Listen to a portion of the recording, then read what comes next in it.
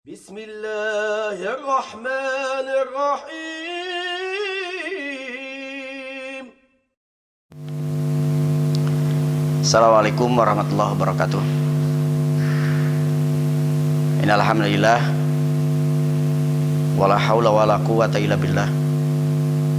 Raditu billahi rabba wa bil islami dina wa bi Muhammadin sallallahu alaihi wasallam nabiyya wa ba'd. Satu kali Rasulullah berkata kepada para sahabat bahwa di akhir zaman nanti umatku akan diperebutkan orang seperti orang memperebutkan hidangan. Para sahabat bertanya, apakah karena pada saat itu jumlah umat Islam sedikit? Jawab Rasulullah, tidak. Jumlah umat Islam sangat banyak, tetapi yang banyak itu kagusa isail, seperti busa di atas lautan. Karena umatku pada saat itu, kata Rasulullah, sudah terjangkit penyakit wahan. Para sahabat bertanya, apa penyakit wahan itu? Rasulullah menjawab, hubbud dunya wa karahiyatul maut, cinta dunia dan takut mati. Itulah satu penyakit yang sangat dikhawatirkan oleh Rasulullah mengidap umatnya di akhir zaman, cinta dunia dan takut mati. Kekhawatiran Rasulullah terhadap penyakit ini tentu beralasan, karena memang penyakit hubud dunia wa karahiyatul maut, dia memiliki gerbong yang panjang. Orang yang cinta dunia dan takut mati, pada hakikatnya dia adalah sudah menjadikan dunia ini sebagai tujuan, sehingga yang dia kejar hanya kebahagiaan dunia semata. Dan untuk mendapatkan kebahagiaan dunia, orang sering mengkaitkannya dengan harta dan tahta. Karena itu, untuk mendapatkan harta dan tahta, dia menghalalkan segala cara. Dan bahkan bukan hanya sebatas menghalalkan segala cara, bahkan sampai dia berani menjual agama hanya untuk keuntungan dunia itu. Persis seperti yang diungkapkan oleh Rasulullah dalam hadis yang diriwayatkan oleh Imam Muslim, badiru bi'amalus salihat fasatakunu fitanun kakita'il lailil mudlim yusbihu rajulu mu'minan wa yumshi kafiran wa yumshi mu'minan wa yusbihu kafiran yabi'u dinahu bi'aradi minad dunya. Kata Rasulullah, cepat-cepatlah kalian berbuat baik, karena akan datang satu fitnah, yang fitnah itu seperti malam yang gelap gulita. Akibat fitnah itu akan banyak orang yang paginya iman, sorenya kafir, sorenya iman, paginya kafir, karena banyak orang yang menjual agamanya demi keuntungan dunia, yang lebih khusus lagi demi harta dan kedudukan. Tentu dua hadis Rasulullah ini bukanlah sebuah larangan bagi kita untuk mencari keduniaan dan mencari harta itu. Hadis ini hanya merupakan warning, peringatan. Karena Islam memerintahkan kepada kita untuk kaya.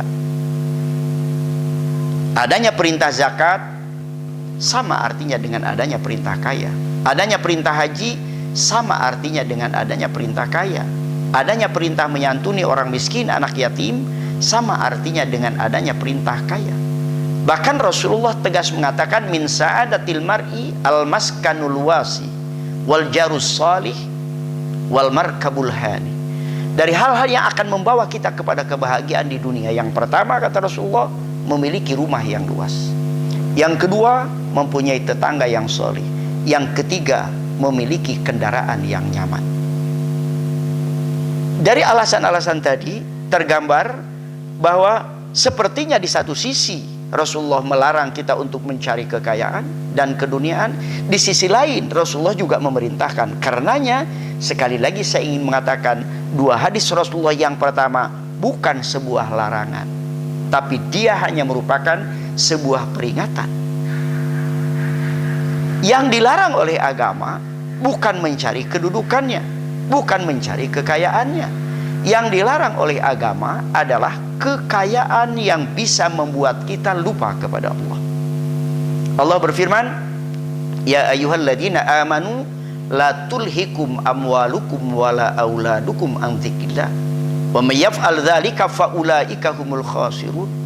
Wahai orang-orang yang beriman, janganlah sampai harta yang kalian miliki, anak keturunan yang kalian miliki, menjadikan kalian lupa kepada Allah. Dan siapa saja yang dibuat lupa oleh harta dan anaknya, maka dia akan menjadi orang yang rugi di dunia dan rugi di akhirat kelak kemudian hari.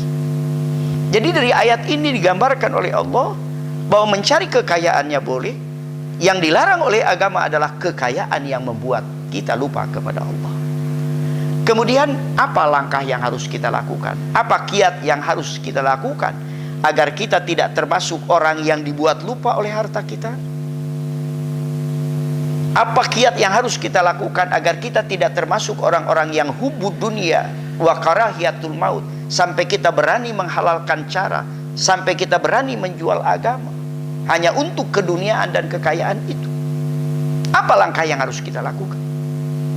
Yang pertama, tanamkan di dalam hati kita keyakinan bahwa dunia bukan tujuan. Dunia bagi kita tempat berjuang mempersiapkan bekal untuk kehidupan akhirat yang bernama takwa. Dan siapa saja yang sudah sampai kepada peringkat takwa, maka pasti apapun yang diinginkan manusia itu di dunia, pasti Allah akan memberikannya. Kemudian yang kedua, tanamkan di dalam hati kita keyakinan bahwa dimanapun kita berada, Allah tahu dan melihat kita. Ketika kita berdua, yang ketiganya adalah Allah. Ketika kita bertiga, yang keempatnya adalah Allah. Ketika kita berempat, yang kelimanya adalah Allah. Allahu ma'akum aynama kuntum. Allah bersama kalian di mana saja kalian berada.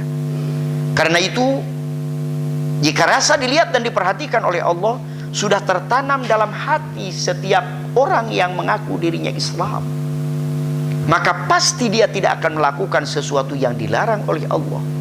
Karena dia yakin, tersembunyi sekalipun dia melakukannya, Allah tetap melihat dan memperhatikan apa yang dia lakukan. Kemudian yang ketiga, tanamkan di dalam hati kita keyakinan bahwa apapun yang kita lakukan dicatat dan direkam oleh anggota tubuh kita, dan anggota tubuh kita itulah nanti yang akan lapor kepada Allah. Al-yauma nakhtimu ala afwahihim wa tukallimuna aydihim wa tashhadu arjuluhum bima kanu yaktibun. Pada hari kiamat nanti Allah akan mengunci mulut kita, yang akan berbicara adalah tangan kita, yang akan menjadi saksi adalah kaki kita terhadap apa saja yang kita lakukan ketika kita hidup di muka bumi ini. Ayat yang lainnya Allah menyebutkan, hatta idza ma ja'uha syahida alaihim sam'uhum wa absaruhum wa juluduhum bima kanu ya'malun. Ketika kamu masuk ke dalam kehidupan akhirat, akan memberikan kesaksian terhadap kamu, pendengaran kamu, penglihatan kamu, dan kulit kamu terhadap apa saja yang kamu lakukan ketika kamu hidup di dunia dulu. Ayat yang lainnya menyebutkan, al-yauma tashhadu alaihim al-sinatuhum. Pada hari kiamat nanti Allah akan memberikan kesaksian terhadap kamu, lidah kamu. 3 ayat ini menggambarkan kepada kita bahwa pada saat kita menghadap kepada Hakim yang Maha Adil, mulut kita akan dikunci, yang akan berbicara adalah tangan kita, yang akan menjadi saksi adalah kaki kita, mata kita, telinga kita, kulit kita, dan lidah kita. Jika ini semua tertanam di dalam hati kita ketika kita hidup di dunia sekarang ini, maka pasti kita tidak akan mengatakan sesuatu yang akan menimbulkan murka Allah. Mata kita tidak akan kita gunakan untuk melihat sesuatu yang akan melahirkan kemarahan Allah. Begitu juga yang lainnya. Kenapa? Lahir dari sebuah keyakinan bahwa dimanapun kita berada, selalu dicatat dan direkam oleh anggota tubuh kita sendiri. Jika ini yang tertanam di dalam hati kita secara baik, rasanya akan lahirlah sebuah kehidupan yang aman, kehidupan yang tenang, kehidupan yang tentram. Bahkan boleh jadi ketika tas kita yang berisi uang tertinggal di terminal, kita tidak akan pernah merasa khawatir akan hilang, karena tidak mungkin ada orang yang berani mengambil jika semuanya di dalam hatinya sudah tertanam keyakinan bahwa apapun yang dilakukan akan dicatat dan direkam oleh anggota tubuhnya dan akan dilaporkan kepada Allah kelak kemudian hari. Rasanya inilah yang harus dilakukan oleh kita. Kalau hanya sebatas membentuk ada badan pengawas keuangan, ada KPK dan yang semacamnya, tapi tidak diimbangi dengan proses dan upaya penanaman keyakinan di dalam hati kita, saya khawatir semakin banyak lembaga yang dibentuk untuk menghadapi bentuk-bentuk korupsi dan yang semacamnya, akan semakin banyak orang berusaha bagaimana agar bisa korupsi tapi tidak tertangkap oleh KPK, bukan kemudian meninggalkan perbuatan korupsi itu. Tapi kalau iman yang tertanam, mungkin kalaupun tidak ada lembaga itu, dia akan komitmen dengan dirinya, dia akan komitmen dengan Tuhannya, sehingga dengan demikian dia tidak akan melakukan sesuatu yang dilarang oleh Allah.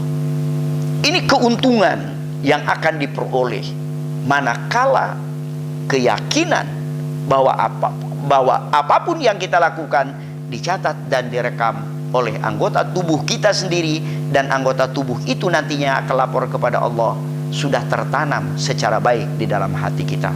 Sekali lagi saya ingin mengatakan, alangkah amannya hidup kita, alangkah tenangnya kehidupan kita. Kita tidak usah lagi ada rasa khawatir, rasa cemas, rasa takut yang selama ini menyelimuti hampir semua hati kita. Perasaan-perasaan takut, perasaan cemas, manakala keyakinan itu sudah tertanam di dalam hati kita semua. Dan akan semakin mantap lagi keyakinan itu, dan akan semakin baik lagi kita menjalani hidup ini kalau kemudian kita mengingat apa yang dikatakan oleh Allah di dalam surat Ali Imran ayat yang ke-77. Allah berfirman, innal ladina yashtaruna bi ahdillahi wa aymanihim samanan qalila ulaika la khalaqa lahum fil akhirah wa la yukallimuhumullah wala yanzuru ilaihim yaumal qiyamah wala yuzakkihim walahum adzabun alim. Orang-orang yang menjual sumpah dan janji mereka dengan harga yang murah atau dengan keduniaan, maka di akhirat nanti dia tidak akan mendapatkan kebaikan. Bukan hanya itu, Allah pun tidak akan mengajak dia berbicara. Bukan hanya itu, Allah pun tidak akan melirik dia pada hari kiamat. Bukan hanya itu, dia tidak akan disucikan dari neraka untuk dipindahkan ke surga. Bukan hanya itu, dia hanya akan mendapatkan adab yang sangat pedih. Itulah akibat yang akan diderita di akhirat kelak kemudian hari, manakala kita tidak menanamkan di dalam hati kita keyakinan secara benar. Mudah-mudahan kita tidak termasuk orang-orang yang hubud dunia itu. Assalamualaikum warahmatullahi wabarakatuh.